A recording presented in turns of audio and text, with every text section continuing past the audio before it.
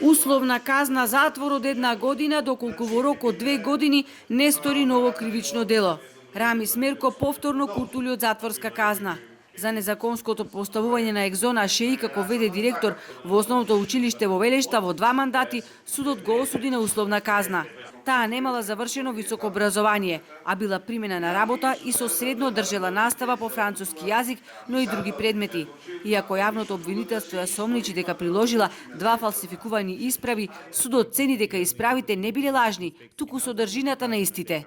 Немала валиден сертификат за англиски јазик, немала положено сручен испит за директор, немала потребниите 5 години стаж како наставник и од тој аспект за судот одговорноста на второ обвинетиот е иста како она одговорност што кажавме за останатите училишта каде што биле поставувани директори кои што не исполнувале соодветни услови.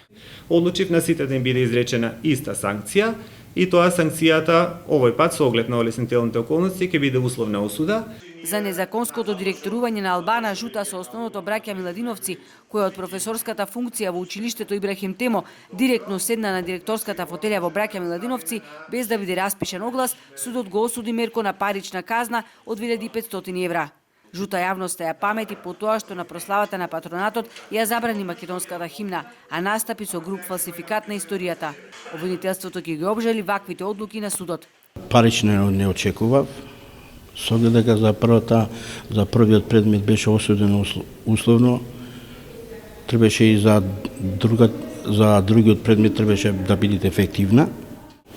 Тоа значи очекувавте затворска казна? Да. Обвинителството ги обжали и другите одлуки на судот за незаконско поставување на директори во училиштата во Лабуништа, Радолиште и Подгорци. И тогаш Мерко помина со парична казна од 10.000 евра, откако претходно беше ослободен од вина за набавката на луксузниот возен парк тежок околу 114.000 евра. Струшкиот градоначалник, кој се најде на црната листа на САД за корупција и мешање во судски процеси, на 17 ноември ќе седне на обвинителна клуба за осветлувањето на реката Дрим и за скандалозното обележје со кое се величи фашистичката окупација на Струга, а беше поставено на општинската зграда.